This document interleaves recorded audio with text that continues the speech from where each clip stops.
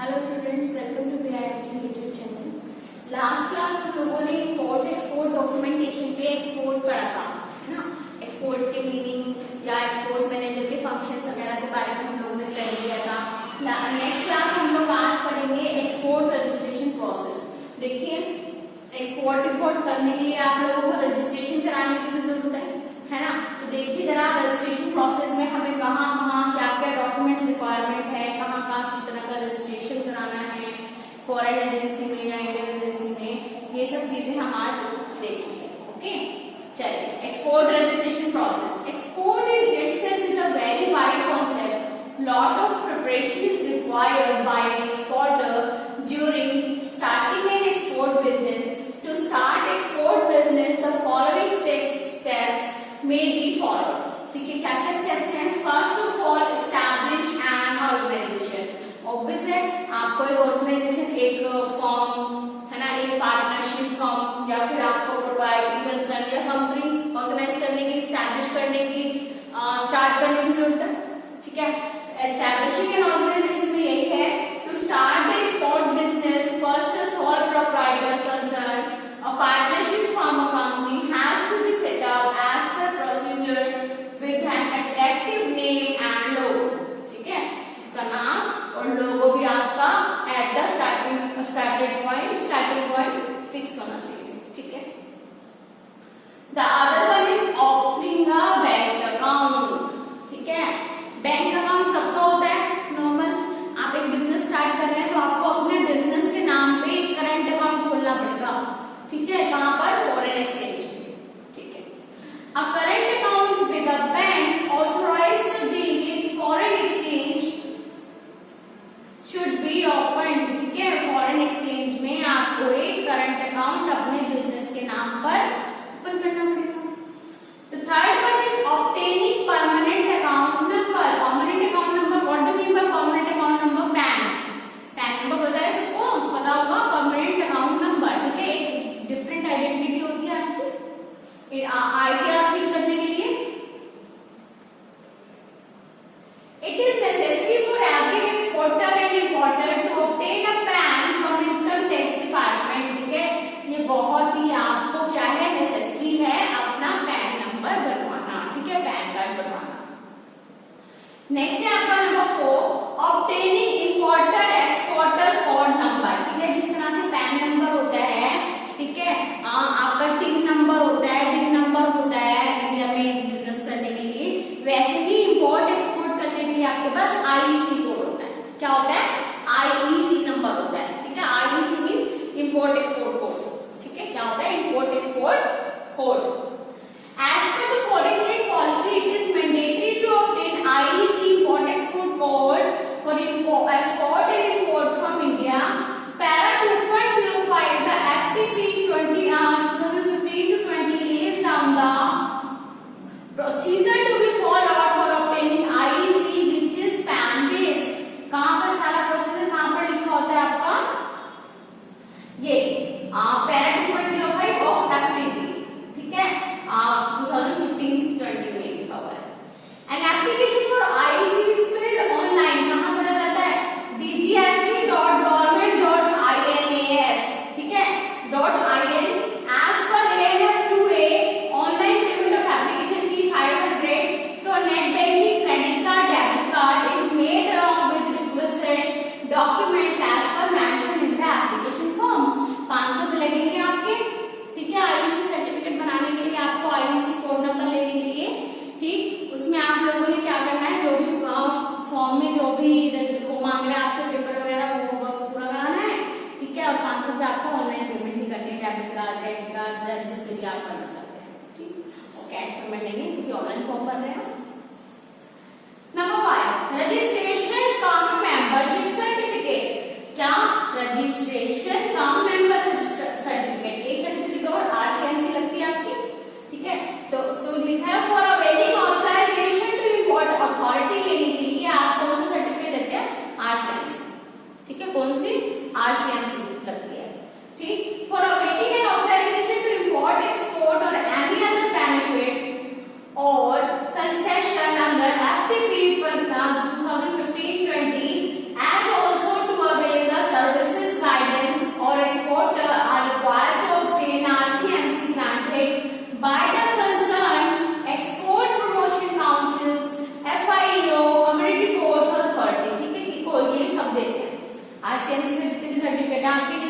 सब इशू करते हैं। कौन कौन? एक तो export promotion council first, FIO second, community board and authorities. ठीक है, आपके ये 5 है, ये 1 2 3 4 5, हाँ 5 है, ये सब आपके RCMC इशू करते हैं। ओके, नेक्स्ट है आपका सिलेक्शन ऑफ प्रोडक्ट। ठीक है, अब आपने इंपोर्ट एक्सपोर्ट की परमिशन तो ले ली, ठीक है, और अब आपको सिलेक्शन करना है किसका? प्रोडक्ट का। अब आप कहेंगे हमारा तो इस चीज का बिजनेस है तो यही तो एक्सपोर्ट करेंगे। आपका जो बिजनेस है आपको एक्सपोर्ट करेंगे, आप चाहते हैं उसे एक्सपोर्ट करना, ठीक है, लेकिन गवर्नमेंट ने भी तो कुछ रूल्स बना रखे हैं कि आप ये चीज एक्सपोर्ट नहीं कर सकते हैं, ठीक है, या फिर ये चीज इंपोर्ट नहीं कर सकते हैं, बना रखे हैं ना कुछ गवर्नमेंट ने रिस्ट्रिक्शंस, इससे ज्यादा नहीं कर सकते हैं। तो गवर्नमेंट की उन रिस्ट्रिक्शन को देखते हुए जिन चीजों को गवर्नमेंट ने प्रोहिबिट कर रखा है, एक्सेप्ट कर रखा है, इससे बाहर कर रखा है, वो वाली चीजें आप छोड़कर बाकी चीजों की सप्लाई कर सकते हैं, मतलब बाकी चीजें एक्सपोर्ट कर सकते हैं। ठीक है, तो वो आप सब किसी और लिस्ट में लिखा हुआ है इंपोर्ट एक्सपोर्ट की। फिलहाल हम यहाँ पे रूल्स पढ़ रहे हैं कि आपको एक्सपोर्ट करने के लिए बिजनेस को किस तरह की चीजों की जरूरत हो और डॉक्यूमेंटेशन की जरूरत पड़ती है। ठीक है, फिलहाल हम डॉक्यूमेंटेशन का पार्ट पढ़ रहे हैं। चलिए, all items are freely exportable except few items appearing in prohibited or restricted list। ठीक है, सभी वगैरह है, all items are freely exportable है आपकी, सिर्फ जो prohibited आपकी restricted लिस्ट में नाम है उनको छोड़कर। ठीक है, दूसरा नाम नहीं बताया, सिर्फ ये बता दिया जो रिस्ट्रिक्टेड है उन आइटम्स को छोड़कर बाकी सब आप freely exportable कर सकते हैं। ठीक है, एक्सपोर्टेबल है या एक्सपोर्ट कर सकते हैं। चलिए, after studying the trends of export of different products from India, proper selection of product to be exported may be made। ठीक है, तो प्रॉपर आपका सिलेक्शन होना चाहिए प्रोडक्ट का, ठीक है, जो एक्सपोर्ट हो सकता है, और वही आप चीज बनाएंगे। जी, नेक्स्ट है आपका सिलेक्शन ऑफ मार्केट। ठीक है, सब चीजें कर ली आपने, डॉक्यूमेंटेशन पूरा हो गया आपका, ठीक है, आपका प्रोडक्ट सिलेक्शन पूरा हो गया, जितने सर्टिफिकेट्स लेने थे, जो जितने पैन या ये आपका RCMC इशू कराना था सब आपने इशू करा लिया। ठीक है, इसके बाद हो गया सिलेक्शन ऑफ मार्केट कि आप अपने प्रोडक्ट को कहाँ एक्सपोर्ट करोगे, कहाँ रिक्वायरमेंट है, मार्केट भी तो सिलेक्ट करोगे। ठीक है, अगर हम इंडिया की बात करें, अगर मैं इंडिया से देखती हूँ, अगर मैं मार्केट सिलेक्ट करने की बात आप लोगों को बताऊँ तो एक बात बताइए जरा, क्या जम्मू कश्मीर वाले एरिया में AC बिकते होंगे क्या?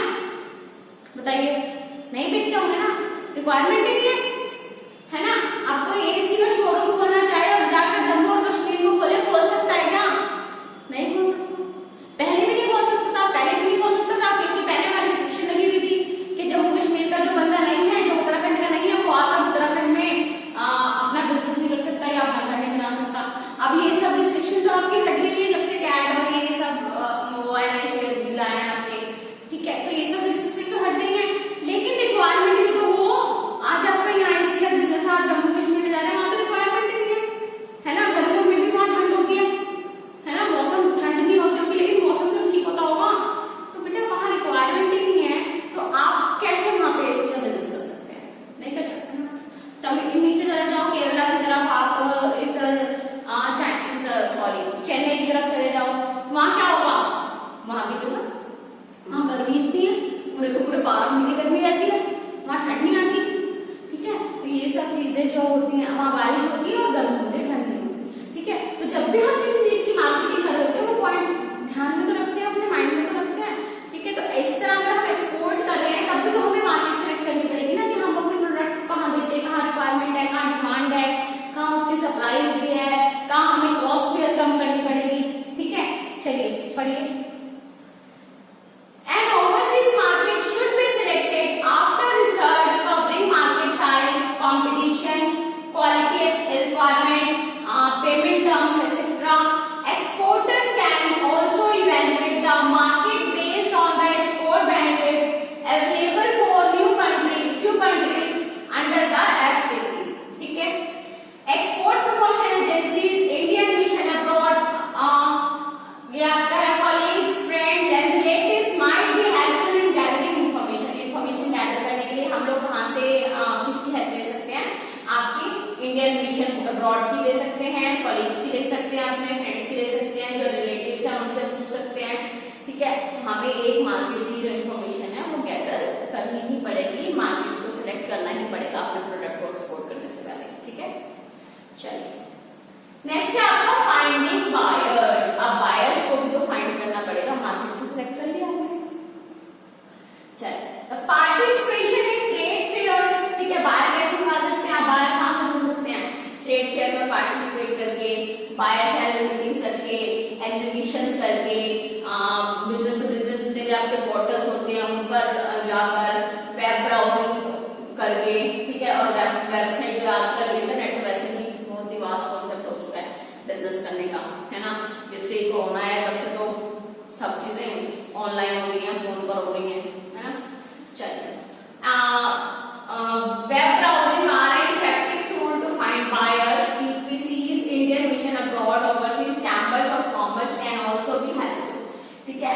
इंडियन मिशन जितने भी अब्रॉड है आपके जो काउंसिल है और चैम्बर ऑफ कॉमर्स आपको हेल्प कर सकती हैं। Creating multilingual website with product catalogue, ठीक है। और मल्टीलिंगुअल आपको वो भी वेबसाइट भी क्रिएट करनी पड़ेगी जो वहां के प्राइसेस भी दिखाए आपको और INR भी दिखाए, इंडियन रुपीस दिखाए, ठीक है। हाँ, creating multilingual website with product catalogue, price, payment terms and other related information would also help. ये सब चीजें भी आपको हेल्प करेंगी, ठीक है। नेक्स्ट है आपका सैम्पलिंग। सैम्पलिंग क्या होता है बताइए, सैंपल देना, है ना। सैम्पलिंग मींस सैंपल डिस्ट्रीब्यूट करना। Providing customised samples as per the demands of foreign buyers, help in getting export orders as per FTP 2015-20। Exports of bonafide trade and technical sample of freely exportable items shall be allowed without time limit, ठीक है। सारे के सारे sample आपको क्या होने चाहिए, अगर वेरिफिकेशन के लिए क्या होने चाहिए, विदाउट एनी कॉस्ट आपको अवेलेबल कराने चाहिए। नेक्स्ट है प्राइसिंग एंड कॉस्टिंग, ठीक है। Product pricing is crucial in getting buyers attention and promoting. देखो प्राइसिंग एंड कॉस्टिंग क्या है, आपका जो प्रोडक्ट का प्राइस है अगर दूसरे से चीप रहेगा और क्वालिटी हाई रहेगी तो ऑब्वियसली कस्टमर अट्रैक्ट हो गई होगा, है ना। तो प्राइस जो फैक्टर है आपका वो क्या है, एक बहुत ही मेन रोल प्ले करता है बायर्स को अट्रैक्ट करने के लिए, ठीक है। चलिए product pricing crucial in getting buyers attention and promoting sales in view of international competition. The price should be worked out taking into consideration all expenses from sampling to realisation of export proceeds on the basis of terms of sale, ठीक है। सारे के सारे जितने भी हमारे expenses हैं सब चीजें हम लोग, कॉस्ट हो गई हमारी, सैम्पलिंग की कॉस्ट हो गई, एक्सपोर्ट करने की कॉस्ट हो गई, पैकिंग की कॉस्ट हो गई। इस तरह की पैकिंग की जाती है एक्सपोर्ट करने के लिए। तो एक्सपोर्ट करने के लिए ऐसी इधर मतलब कुछ भी पैक, जैसे पैकिंग आप इंडिया में अवेलेबल देखते हैं ऐसी पैकिंग की जाती है, ठीक है। दावत के राइस आ रहे हैं या फिर आपके ये जितने भी वो हैं पल्सेस हैं, ठीक है, और सिरिल्स हैं, ये सब चीजें जितनी पता है आपको, जितनी भी पैकिंग होती है ना, एक एयर टाइट पैकिंग होती है इनकी, सारी एयर खींच के बिल्कुल प्लास्टिक रैप अच्छे से, और फिर इनकी स्कैनिंग होती है कि जो प्रोडक्ट है उसके अकॉर्डिंग उसमें कोई मतलब कोई वो ना आ जाए, जैसे कीड़े मकोड़े वगैरह। एक कंपनी इसका दावत राइस का अपनी दावत राइस का कम से कम 2-3 करोड़ के आसपास का वो था आपका वो ऑर्डर था, ठीक है। क्या था, व्हाइट वाले छोले थे, ठीक है। और उनका जो ऑर्डर था आप यकीन मानेंगे सिर्फ एक पैक में स्कैनिंग में उन्हें मक्खी दिखी थी मरी। उस एक पैक की वजह से पूरा का पूरा 2 करोड़ का ऑर्डर उन लोगों ने समुद्र में फंसा दिया था। वो सब कुछ समुद्र में डाल देते हैं, आपको ऑर्डर वापस नहीं मिलता, वो लोग कोई कॉस्ट बेयर नहीं करते उसे वापस करने के लिए, ना ही आप कोई कॉस्ट बेयर कर सकते हैं, क्योंकि वो जानते हैं कि अगर हम इसे वेस्ट नहीं करेंगे तो वो कहीं और बिकेगा, ठीक है। तो वो लोग तो अगर उनके पास चला गया है और माल ठीक नहीं है कभी आपको वापस नहीं मिलेगा, वो सारा का सारा उठाकर समुद्र में और शिप्स में डाल देंगे, वो आपको वापस नहीं देंगे, ऑर्डर कैंसिल कर देंगे, पेमेंट नहीं होगी आपकी, ठीक है। तो ये सब चीजें भी आपकी क्या ध्यान में रखनी पड़ती है, ठीक है, हाइजीन्स वगैरह। तो ये कह रहा है the price should B work out taking into consideration, सारे एक्सपेंसेस को कंसीडर करना है आपको, सैम्पलिंग से लेकर एक्सपोर्ट रियलाइजेशन तक, ठीक है। That is free on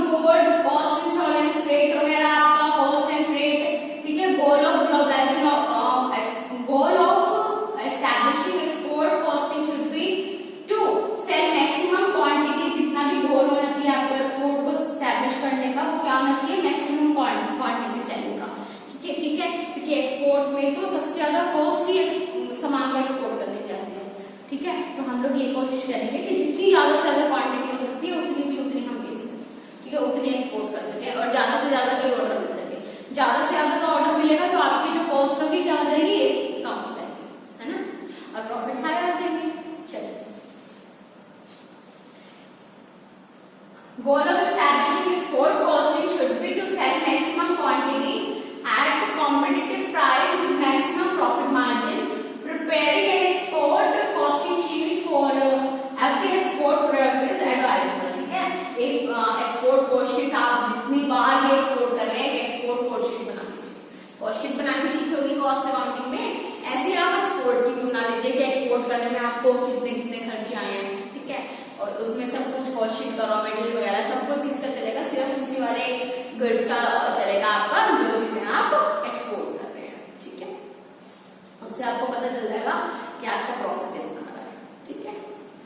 next है नेगोशिएशन विद बायर। अब नेगोशिएशन तो होती है ना, क्या होती है नेगोशिएशन, वो क्या होती है नेगोशिएशन, अपने प्राइसेस के लिए मोल भाव करना, है ना, यही होती है ना। चलिए, after determining the buyers interest in product, future prospectus and quantity in business, demand for giving reasonable allowance and discount price में बी कंसीडर, ठीक है। बार बार आपको अपने बिजनेस को बढ़ाते रहने के लिए या कंटिन्यू करने के लिए आपको क्या करना पड़ेगा, रीजनेबल अलाउंसेस देने पड़ेंगे या फिर आपको डिस्काउंट देने पड़ेंगे, उन लोगों को देने पड़ेंगे ना, तो नेगोशिएशन इसी चीज को कहते हैं। कवरिंग रिस्क थ्रू ईसीजीसी, आप रिस्क आपका रिस्क कवर कौन करता है, आपका ईसीजीसी। ईसीजीसी क्या है, ईसीजीसी है आपका एक्सपोर्ट क्रेडिट गारंटी कॉर्पोरेशन। क्या है ECGC, export credit guarantee corporation, ठीक है। एक एक्सपोर्ट क्रेडिट गारंटी कॉर्पोरेशन है कि अगर आपने एक्सपोर्ट कर दिया क्रेडिट पे तो उनकी गारंटी होती है आपको पैसे वापस देने का, ठीक है, कि आपने एक्सपोर्ट किया और सामने वाले ने अगर खरीद लिया और यूज कर लिया है तो आपके पैसे मरेंगे, ठीक है, इम्पोर्ट एक्सपोर्ट में आपके पैसे मरेंगे, ठीक है। इनकी गारंटी होती है ईसीजीसी, ठीक है। तो अपना रिस्क एक तरह का इंश्योरेंस मान लो, आप बोलो कि आपसे कुछ चार्ज करते होंगे, ठीक है, ईसीजीसी की आपको रजिस्ट्रेशन करानी पड़ेगी। पढ़िए, international trade involves payment risk due to buyer country insolvency, these risks can be covered by an appropriate policy from Export Credit Guarantee Corporation Limited, that is called ECGC, where the buyer is placing order without making advance payment। जहाँ पे buyer advance payment नहीं दे रहा और order डाल रहा है ना, तो फिर रिस्क बढ़ जाता है पेमेंट का। चलिए, और opening letter of credit, it is advisable to procure credit limit on the foreign buyer from ECGC to protect against risk of non payment, ठीक है। तो अब बायर को ये एडवाइस दिया जाता है कि अपनी क्रेडिट लिमिट बढ़ा लीजिए, किससे, ECGC से, जिससे कि आपका जो रिस्क है वो कम हो सके, ठीक है। अगर ऐसी रिस्क की इंसॉल्वेंसी की कंट्री की या बायर की या सेलर की इस तरह की कंडीशंस आती हैं तो आपका जो रिस्क है वो सारा का सारा क्या हो जाएगा, सिक्योर हो जाएगा, ठीक है, और पेमेंट करना उनका काम हो जाएगा, ठीक है। स्टूडेंट, आज के लिए इतना ही होता है, थैंक यू।